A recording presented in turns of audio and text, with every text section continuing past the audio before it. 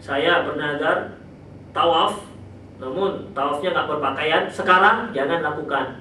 Tawafnya lakukan, tapi pakailah busana. Kemudian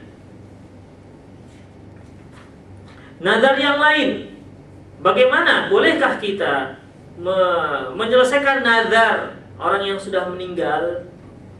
Misalnya ibu kita pernah bernazar, saya bernazar mau puasa 3 hari, belum sempat dia berpuasa, dia meninggal. Apakah boleh anak-anaknya membayarkan nazarnya, melaksanakan puasanya?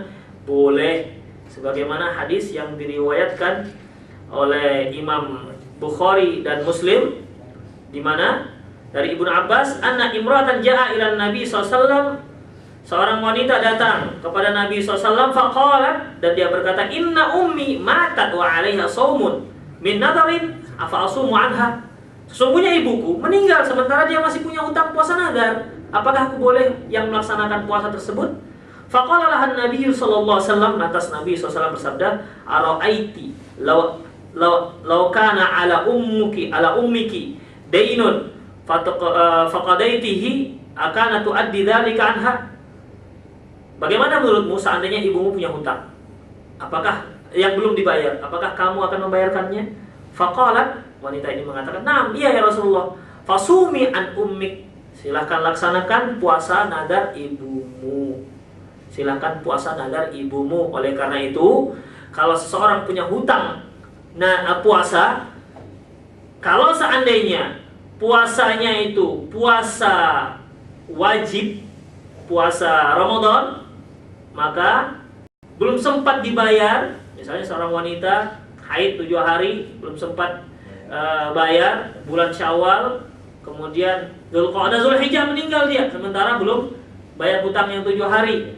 Caranya dengan walinya membayarkan fidyah. Namun kalau nazar, maka cara walinya bukan membayar fidyah, yaitu mempuasakannya. Ini fatwanya Ibnu Abbas dan Aisyah radhiyallahu anha. Wajib itu? Wajib. Tidak wajib. Artinya seandainya itu sama posisinya seperti kita membayarkan hutang si mayit. Sama. Iya. Kecuali kalau si mayit punya harta. Si mayit punya harta, maka sebelum dibagi-bagikan, hutangnya selesaikan dulu. Demikian, hak dia harus diselesaikan dulu. Jadi ini tidak harus wajib bagi seorang anak. Hanya saja seorang anak harus paham, karena itu termasuk berbakti kepada kedua orang tua setelah dia meninggal dunia. Ada hutangnya, bayarkan. Misalnya meninggal seorang ayah dan juga meninggalkan hutang 100 juta misalnya. Coba bayarkan. Usahakan. Kalau nggak sanggup ya sudah. Namun coba diusahakan untuk membayarkan. Karena apa?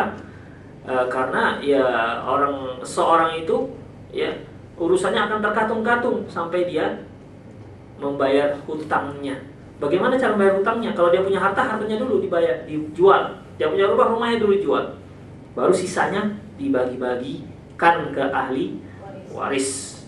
Jangan dibagi-bagi dulu, baru bayar hutang, nggak akan jadi itu. Nggak akan jadi. Kalau dia orang miskin, Bu, kemudian nggak punya harta, anaknya usahakanlah untuk bayar. Tapi kalau nggak sanggup juga, itu tetap menjadi hutang orang tua. Makanya jangan suka berhutang. Sekarang itu kan orang ngutang, banyak ngutang. Beli sepeda ngutang, beli mobil ngutang, beli rumah ngutang, semuanya ngutang. Kalau utangnya utang profesional lah kita katakan ya. Nggak utang sih, kredit. Kredit itu ngutang namanya. Bikin ngutang, beli jam ngutang, beli kompor gas ngutang, semua ngutang. Iya. Iya, sampai beli telekom juga pakai ngutang ya.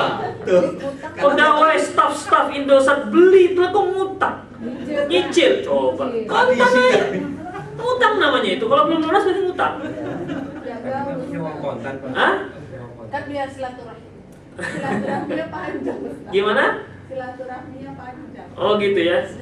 Untuk mempererat utang gitu. Akhirnya gali lubang tutup lubang. Belum lagi sempat menutup lubang yang lama, Udah meninggal nanti. Nah, begitu gimana cara nutup lubangnya?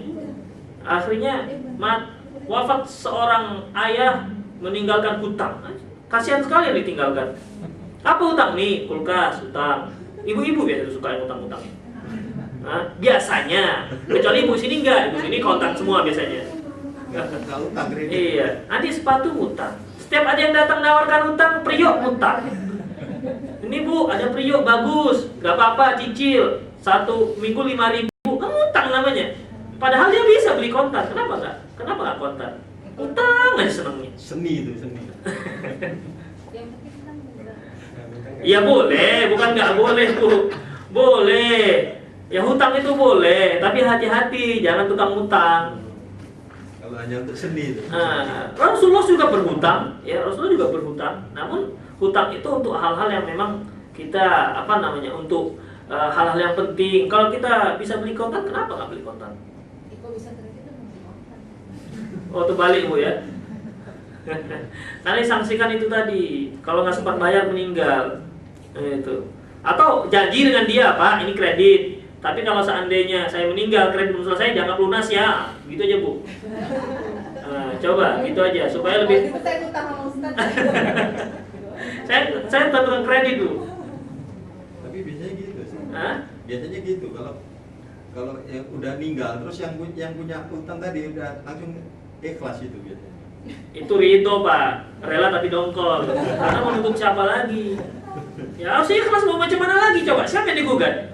Mau dibawa ke Poltabes ini mayat? Siapa yang mau digugat? Ahli waris saya nggak tahu mana buktinya. Gitu. Nggak sanggup kami bayar. Ini rumah nggak bisa, ini punya kami berbagi. Ibu, Tutung itu ada yang utang nggak bu? Alhamdulillah, alhamdulillah. Cash, alhamdulillah. La haula. Ya kita lanjutkan. Kemudian nazar dalam melakukan kemaksiatan. Nah, ini bagaimana? Yaitu di mana nazar yang bukan maksiat ataupun nazar yang sifatnya mubah boleh. Seperti apa? Hadis yang diriwayatkan oleh Imam Bukhari dan Abi Daud dari Ibnu Abbas, qala dia berkata, bainan Nabi sallallahu alaihi wasallam yaktubu idh huwa birajulin qa'im. Ketika Nabi sallallahu alaihi wasallam sedang mengambil khutbahnya, beliau melihat ada seorang laki-laki berdiri, enggak duduk, berdiri aja dia. Fasa'ala anhu. Kemudian dia bertanya, ini laki-laki kenapa kok berdiri nggak mau duduk? Faqalu, mereka mengatakan, Abu Israil, dia adalah Abu Israil. Nadhara ayyakuma wa la yaq'ud. Dia bernadar akan selalu berdiri, tidak duduk-duduk. Wala yastadhil, dan juga bernadar tidak mau berteduh. Wala yatakallam, nadarnya juga tidak berbicara. Wa yasum, dan dia nadarnya berpuasa. Jadi ada berapa? Dia bernadar berpuasa, namun puasanya tidak duduk, kemudian tidak ngomong dan tidak berteduh. Jadi dipanasan seperti orang kena setrap. Seperti anak-anak terlambat kena setrap di tengah panas terik. Kata Rasulullah, ini kenapa ini orang? Lantas, apakah harus dilakukan nadar seperti ini? Nadarnya itu bukan ibadah, tapi nadar nggak duduk, nadar nggak ngomong, nadarnya apa? Nadarnya nggak mau makan rendang, nadarnya nggak mau ya banyak hal yang sifatnya mubah. Apakah nadar seperti ini harus dilaksanakan? Perhatikan. Faqala Nabi sallallahu alaihi wasallam, Nabi sallallahu alaihi wasallam bersabda, "Murhu falyatakallam." Suruh dia supaya bicara. Enggak ada nadar enggak ngomong itu enggak ada. Ya, nadar enggak ngomong itu enggak ada. Wal yastadhil, hendaklah dia berteduh, enggak usah terik-terikan di panas matahari, berjemur di panas matahari. Wal yaq'ud, dan suruh dia duduk.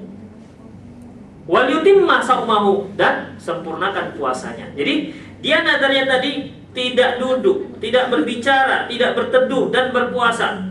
karena puasa ini yang ibadah, maka Rasulullah mengatakan silakan puasa. Namun duduk, suruh duduk, bicara dan berteduh. Demikian.